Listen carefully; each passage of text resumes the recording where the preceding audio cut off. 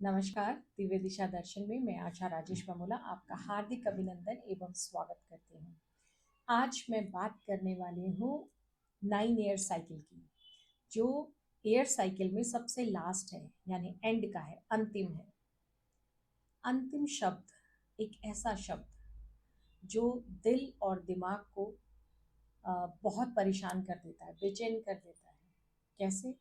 जैसे कि अगर किसी का कोई नियरेस्ट डियरेस्ट हॉस्पिटलाइज है या वो अपने अंतिम समय में चल रहे हैं, तो जब डॉक्टर उनसे कहता है कि अब इनके पास ज़्यादा समय नहीं है, ये इनका अंतिम समय है, आप सब लोग मिल लीजिए, तो वो शब्द जो अंतिम है वो दिल और दिमाग दोनों को बहुत ही परेशान कर देता है। किसी अपने प्रिय का इस तरह से जाना भी बहुत दुखी हम लोगों को कर देता है। या फिर ये कह लीजिए कि कोई व्यक्ति है जो बहुत मेहनत करता है, बार बार परिश्रम कर रहा है, लेकिन फिर भी वो सफलता से कुछ दूर है, सफलता उसे नहीं मिल रही है। तो उसके जो घर परिवार वाले लोग होते हैं या फ्रेंड्स होते हैं, वो उसे कहते हैं कि देखो, ये तुम्हारे लिए अंतिम अवसर है, अगर कर सकते हो तो ठीक है, नहीं तो ये मत कहना कि हमने तुम्हारा साथ नहीं दिया। ये जो शब्द होते हैं ना, ये उसे तोड़ के रख देते हैं। या ये कह लीजिए कि ये शब्द उसे इतना दुखी कर देते हैं कि वो टूट जाता है। और जब कोई चीज़ टूटती है तो उसमें से एक नई चीज़ निकलती है। जैसे जब तक बीज टूटेगा नहीं, उसमें से अंकुर नहीं आएगा। तो 9th ईयर भी कुछ इसी तरीके का ईयर होता है। इस ईयर में छोड़ना पड़ता है कुछ ना कुछ चीज़ों को। अब बात करते हैं उन लोगों की जिन्होंने 1 से लेके 8th ईयर तक कुछ नहीं किया, सिर्फ ख्याली पुलाव बनाए, कोई मेहनत नहीं की, कुछ नहीं किया। तो ये जो 9th ईयर है ना, ये उनके लिए बहुत ही टफ होने वाला है, बहुत परेशानी वाला। जैसे मैंने कहा कि एंड, अंतिम। तो जो उनके आसपास के लोग होते हैं, हो सकता है कि वो उनको कटाक्ष में बात करें या कुछ ऐसा कहें कि तुम्हारे बस का नहीं है, कुछ नहीं है। तो यहाँ पर अगर व्यक्ति को अ, ये एहसास हो जाए कि मुझे अब बस, अब मुझे कुछ करना है, तो ये उसके लिए बहुत बेस्ट रहेगा।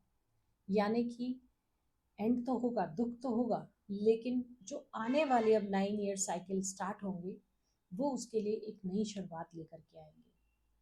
और किसी भी शुरुआत के लिए अंत होना ज़रूरी होता है।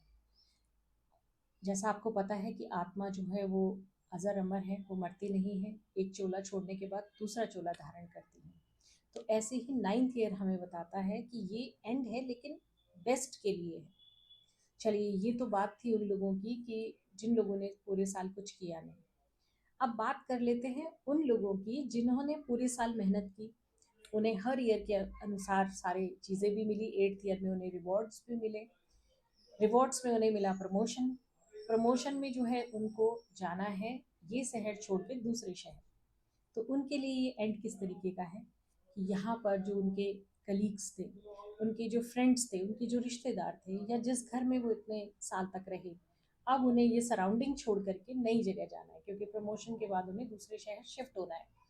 तो उनके लिए भी ये एक पेनफुल टाइम पीरियड ही होता है। इतने साल तक जहाँ पर वो रहे, दूसरी जगह जाने में उन्हें थोड़ा सा समय लगता है। तो इस चीज़ के लिए भी हम ये कह सकते हैं कि 9th ईयर जो है वो तोड़ता ज़रूर है, एंड ज़रूर होता है इसमें किसी चीज़ का, लेकिन अगर आपने अच्छे से किया है तो वो बेटरमेंट के लिए भी होता है। 9th ईयर की जो मुझे सबसे बेस्ट चीज़ लगती है, वो लगती है कि ये ईयर वो ईयर है जिसमें आप अपनी नेगेटिव चीज़ों को छोड़ सकते हैं। जैसे अगर किसी को स्मोकिंग की आदत है, वो चेन स्मोकर है, छोड़ना चाहता है बट छूट नहीं रही। किसी को ड्रिंकिंग हैबिट है, अ, छोड़ना चाहता है बट छूट नहीं रही। चोरी चकारी करना, झूठ बोलना, किसी को धोखा देना, गलत काम करना, यानी कहने का मतलब है कि ऐसे काम जिनसे वो खुद भी दुखी है और उसके परिवार वाले भी दुखी हैं। बेस्ट ईयर है 9th ईयर ये सब चीज़ों को छोड़ने के लिए।